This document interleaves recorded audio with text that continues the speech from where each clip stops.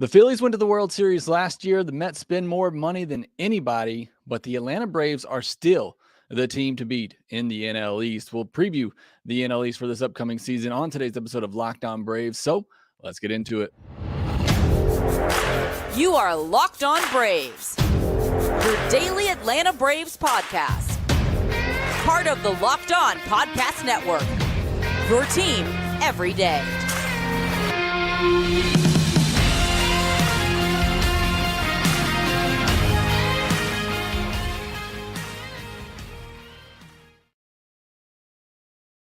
Back to Locked On Braves, part of Locked On Sports Atlanta, where we cover your favorite Atlanta sports teams each and every day. I am your host, Jake Mastriani, and you can follow me on Twitter at shortstop of all. Also, make sure you check out me on Twitter as well, or my website as well, shortstopball.com. Make sure that you check out the podcast as well at LockedOn_Braves on Twitter. And I'm excited to announce that I'm now writing for Braves Today. So you can check my written work out over there as well on the Atlanta Braves. Also, make sure you follow me on Twitch. I plan to go live after today's episode. If you're watching live as I record this, I'm going to go live on Twitch later tonight if you want to join there to continue the conversation. But same thing on Twitch at Shortstop Ball if you want to follow me there and get some more interaction as we talk about the Atlanta Braves, which is what we do here and what we love to do. Thanks for making Locked On Braves your first listen of each and every day. We post episodes daily, 5 days a week, Monday through Friday, and we're free and available on all platforms. Today's episode is brought to you by Ultimate Baseball GM. Have you ever dreamed of becoming an MLB GM and managing your baseball franchise? Then this game is definitely for you. To download the game, just visit ultimatebaseballgm.com or look it up on the app stores. Our listeners get a 100% free boost to their franchise when using the promo code Locked On in the game. On today's episode, we're going to be previewing the NL East, which I think will be the best division in all of baseball in 2023. But I still think the Braves are the team to beat despite all the upgrades the Mets and Phillies made this past offseason. But let's jump into it and talk about the one team that I think many people are predicting to win the division. If not the Braves, it typically seems to be either the Mets or the Braves. I had 1-2 there, but I think for the majority, it's the Braves. And in fact, I look at your Twitter responses and it's pretty even, but most of you still think it'll be the Mets. Now, just quickly going through their rotation and lineup: Justin Verlander, Max Scherzer, Kodai Senga, Carlos Carrasco, and right now, David Peterson. They have Jose Quintana, but he's currently injured. They have other guys like Tyler McGill, Joey Lucchesi. So they have a pretty deep rotation for sure, and two guys at the top who are Cy Young winners and some of the best pitchers, perhaps Hall of Famers. I think they both will be in the Hall of Fame one day. As far as their lineup, pretty similar to what they had last year. Brandon Nimmo, Starling Marte, getting him healthy will be huge for the Mets for sure. Francisco Lindor, Pete Alonso, Jeff McNeil, Daniel Vogelbach, and Darren Ruff right now sharing DH duties. But I think there's a prospect that the Mets have who could take that role later in the year. Mark Canha, Eduardo Escobar, Omar Narvaez, really kind of sneaky signing in the offseason that I liked for their catcher position. And the bullpen, it's Edwin Diaz again, who was unbelievable last year. Adam Ottavino, David Robertson, a couple of veterans in there as well. Now, prospects to watch. We saw both of these guys last year. Francisco Alvarez, a catcher, Brett Beatty, third baseman, outfielder. Two of their top prospects, again, who got a cup of coffee last year. And I think this year they could potentially be the Michael Harrison, Vaughn Grissom for the Mets, who come up and give the Mets a boost that they need in the power department. If there's one knock that you can make on the Mets lineup, which I think is very good and deep, they'll continue to get on base and score runs like they did last year, but they don't have that power up and down the lineup like the Braves do. And I think Alvarez could definitely bring that, has big power, and Brett Beatty as well. If those two can make the adjustment this year, they could be a huge boost to the Mets lineup and perhaps a difference maker for their offense, becoming one of the best in baseball, along with a very talented and deep pitching staff. So again, I think the Mets will be very good. Go listen to Ryan Finkelstein at Locked On Mets. He does a great job over there and obviously knows the team a lot better than I do. But I certainly think the Mets are going to be a serious contender in the NL East and all of the National League. Now, as for the Philadelphia Phillies, a team who went to the World Series last year, despite being the third best team during the regular season in the NL East. They have a very legitimate case to be the NL East winner as well. And again, go listen to Connor Thomas of Locked On Phillies. Very knowledgeable about the Phillies. You want to learn more about them from their perspective. But in the rotation, it's Aaron Nola and Zach Wheeler at the top. This we know. Who's going to follow up behind them? They signed Taijuan Walker in the offseason, who was with the Mets. They have Ranger Suarez, who had to leave the World Baseball Classic with a forearm injury, unfortunately. So he's going into the year a bit banged up, and Bailey Falter. So already their starting rotation is kind of thin, and they have some guys in the minors behind them, especially Andrew Painter. But unfortunately for him, he's starting the season injured with a UCL. I'm not sure if it's a tear or just a partial, but he's not going to have surgery right now. I'm going to try to treat it and get back out there. But he's the top pitching prospect in all of baseball. There's a chance that he could have made the rotation come opening day. So that's a big loss for them. They have Mick Abel as well, who's only thrown one inning in spring training so far. But the Phillies have some pitchers coming, and they need them because their rotation behind Nola and Wheeler is kind of thin. You look at their lineup, though, and that's what's going to carry them. And Trey Turner is back in the NL East, unfortunately, as somebody who has destroyed the Braves in the past, and I'm sure will continue to do so. Kyle Schwarber, Rhys Hoskins, JT Realmuto, Nick Castellanos provide a very good top of the order. Right now, they have Derek Hall in DH, and I'm going strictly by Fangraphs' roster resources. Alec Bohm, Bryson Stott, a shortstop that I really like and kind of, I think, helped the Phillies a lot last year, who had questions defensively. I think he kind of shored up the middle of the infield. And Brandon Marsh, again, focusing on up the middle defense, the Phillies traded for him to help shore up center field, where he's a really good defender. Now, Bryce Harper is expected to miss the first half of the season. That's a big loss for the Phillies. And in fact, a lot of you in your Twitter responses on which team do you fear the most, a lot of you said the Mets because Bryce Harper's will be without Phillies for half the year, while some of you said the Phillies, especially if they can hang on until Bryce Harper comes back. And that's going to be key. And what does he look like when he comes back? And all credit to Bryce Harper. Whatever your feelings about him were early in his career, the guy just plays hard and he loves to play the game. I think it's a similar thing with Ronald Acuna Jr. You know, there's differing opinions about him and how he goes about his business. But one thing you can't deny is that he loves to play the game. He wants to do good. He wants to win. He wants to be the best. And we saw that out of Bryce Harper last year, just playing through an injury. All he could do is DH, and he helped carry his team to a World Series. So I now have a ton of respect for Bryce Harper, but it's going to be hard without him in there. I think they have guys in the lineup to help, but they lose somebody else in that top five in the lineup. You know, they've already lost somebody in the rotation. We don't know how long for Ranger Suarez. Depth is one thing that really worries me would worry me as a Phillies fan. You look at their bullpen, Sir Anthony Dominguez, Jose Alvarado, Craig Kimbrell, and they traded for Gregory Soto in the offseason as well.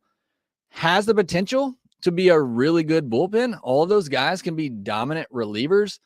All of those guys can also struggle with command at times and lead to some really bad outings. I think it's going to be hit or miss for that bullpen. They're either going to come in and be lights out, or they're going to come in and just completely blow the thing in a horrible fashion. So, you know, that Phillies bullpen has been a struggle with them for years to come. I think they have some guys that can be really good, but some guys that, again, can come in, and if they don't have it that night, it could be really, really bad. But the Mets and Phillies certainly going to be very capable contenders in the NL East, along with the Atlanta Braves. Now, two teams that aren't expected to be contenders, but they have some young talented players coming up, and that is the Mets and the Nationals. We'll talk about them next.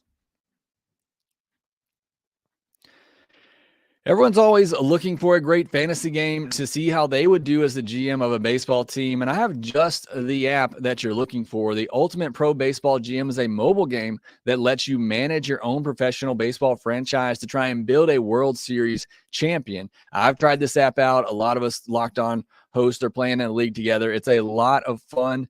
It's very detailed. You can have it as detailed as you want to try to build a contender. You can manage every strategic aspect of your team, play through the season, and then lead your team to glory. You're responsible for hiring the right coaches and staff, managing team finances, scouting and drafting players, managing difficult personalities, and navigating your franchise through free agency and all the ups and downs. You want to try to be like Alex Anthopoulos and have a little glimpse of what he goes through, then this is the game for you to help you do that. And Locked On Braves listeners get 100% free boost to their franchise when using the promo code Locked On in the game store. So make sure to check it out. To download the game, just visit probaseballgm.com, scan the code, or look it up on the app stores. That's probaseballgm.com, Ultimate Baseball GM. Start your dynasty today.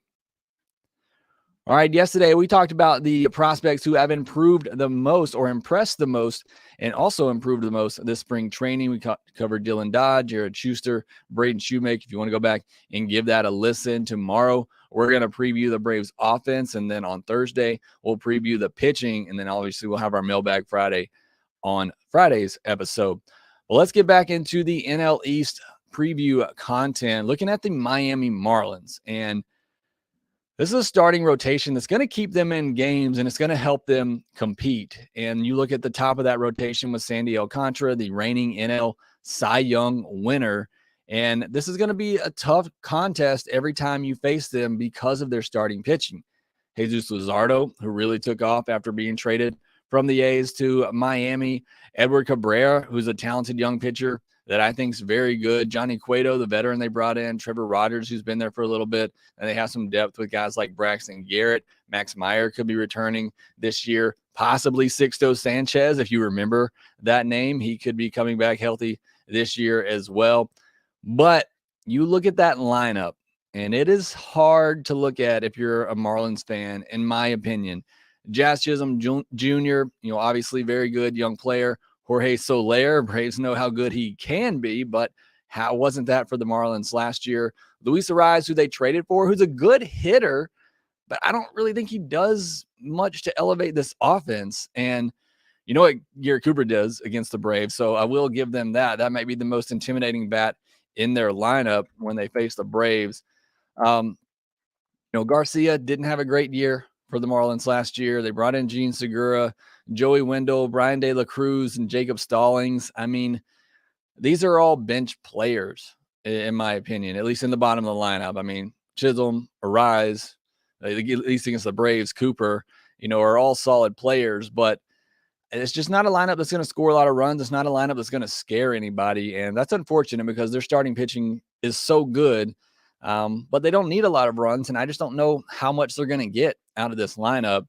Their bullpen, I know Peter Pratt over at Locked On Marlins, again, go listen to Locked On Marlins. You want to learn more about their team. He thinks the Miami Marlins bullpen is going to be pretty good. I'm not quite sold on that with guys like Dylan Floro, Tanner Scott, Matt Barnes. They traded for A.J. Puck, gave up their third overall pick from a couple of years ago for a reliever in A.J. Puck. But it should be a solid pitching staff for sure. I just don't know if they're going to score enough runs to make a difference.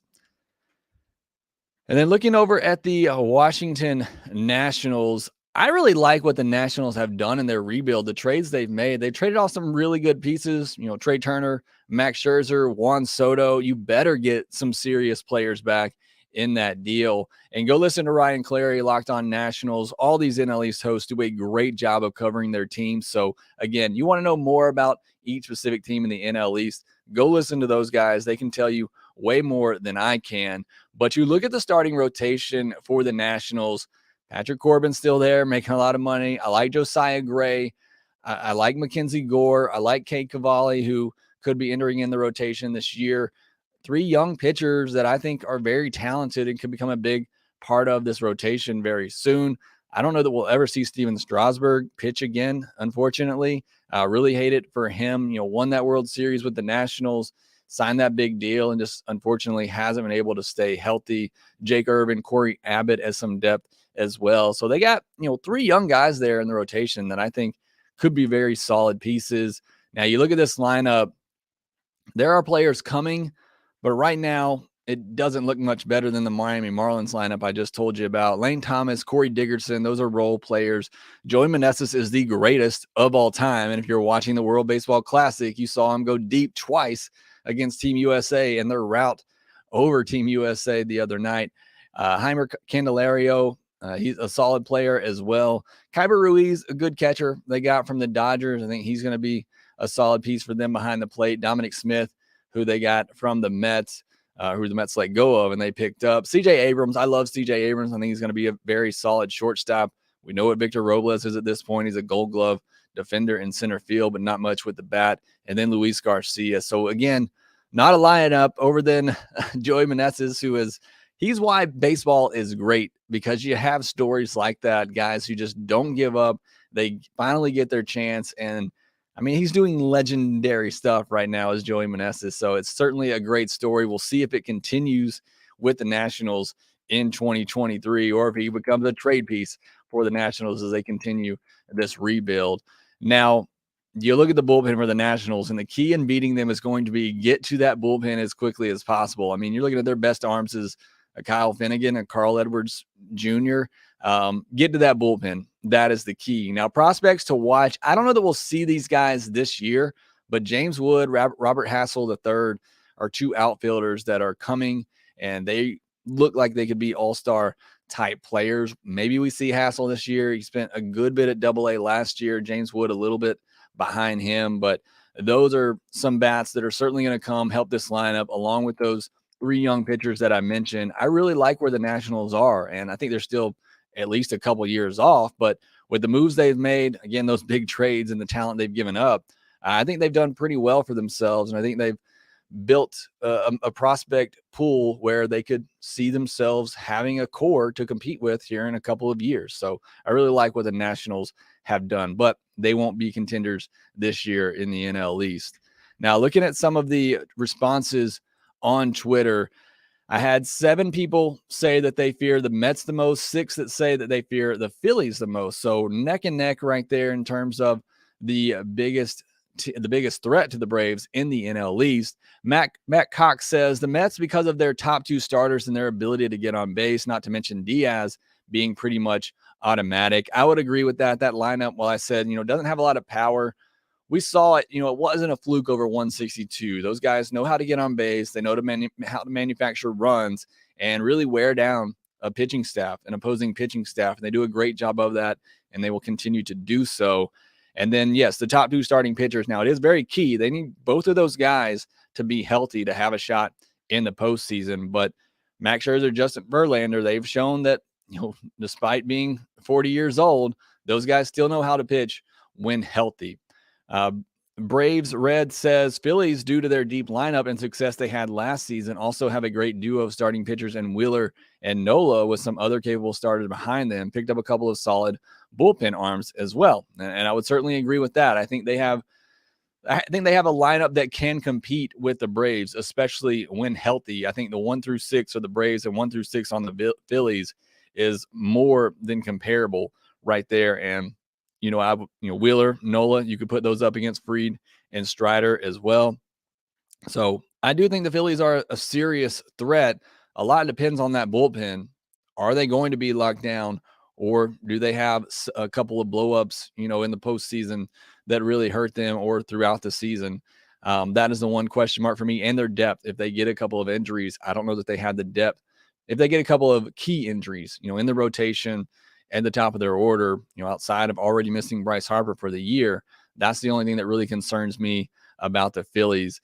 And then I like this one from Key Lime LaCroix, who says the Marlins are the team to fear because they try to injure Ronnie every at bat, and we need him healthy. So yes, they do tend to throw inside far too often with Ronald Acuna Jr. at the plate. However, the Marlins do have a new manager this year in Skip Schumacher. So perhaps with Don Mattingly out of there, maybe that strategy will change, and we'll see the Marlins stop hitting Ronald Acuna Jr. as frequently. All right, I want to get into Monday's game notes, where Dylan Dodd continues to shove on the mound, and Braden Shewmake is really making this thing a battle at the shortstop position. We'll talk about that next. All right, the NBA season's coming to a close. March Madness is here, if you are into that. So now is the perfect time to download FanDuel, America's #1 sportsbook app, because new customers get a no-sweat first bet up to $1,000. That's bonus bets back if your first bet doesn't win. Just download the FanDuel Sportsbook app. It's safe, secure, and super easy to use. Then you can bet on everything from the money line to point scores and threes drained this March Madness. Plus, FanDuel even lets you combine your bets for a chance at a bigger payout with a same-game parlay. So don't miss the chance to get your no-sweat first bet up to $1,000 in bonus bets when you go to FanDuel.com/lockedon. That's FanDuel.com/lockedon to learn more. Also, visit FanDuel.com/playsafe for tools and resources to help you stay in control of the way you play. Make every moment more with FanDuel, an official sports betting partner of the NBA.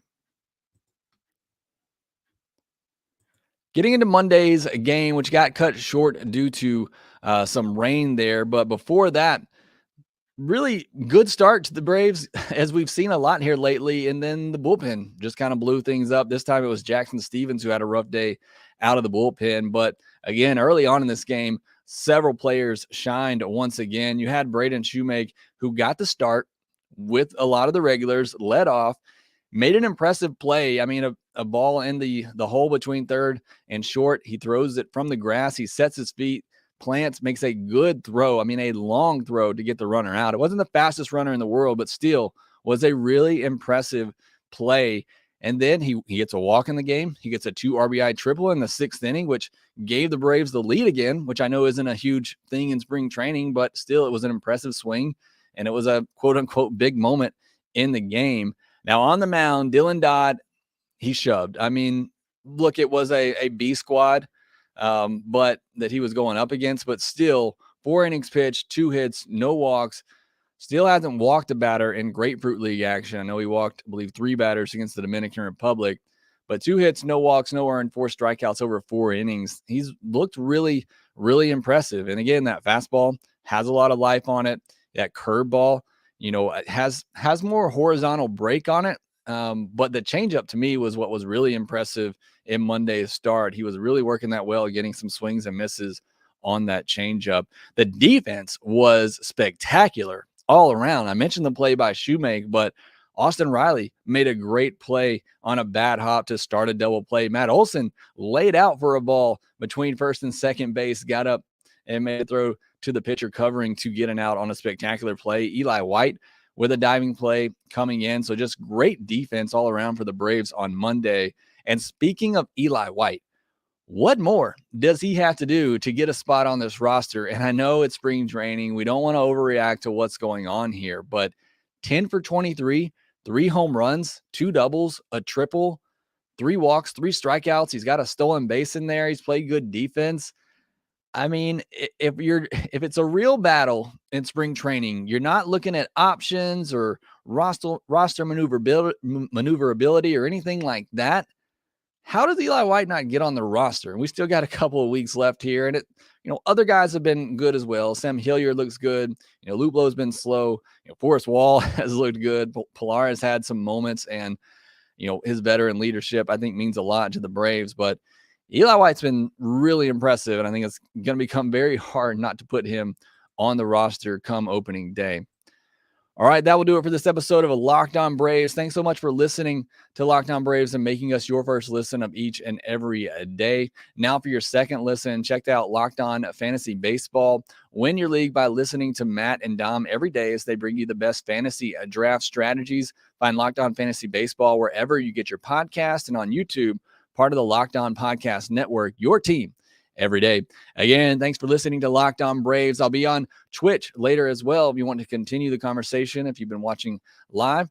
So come over and join me there at Shortstop Ball on Twitch. You can follow the podcast on Twitter at LockedOn_Braves, and you can follow me on Twitter as well at Shortstop Ball. Again, thanks for listening. Make sure that you rate, review, and subscribe to the Locked On Braves podcast wherever you get your podcast, and we will talk to you next time.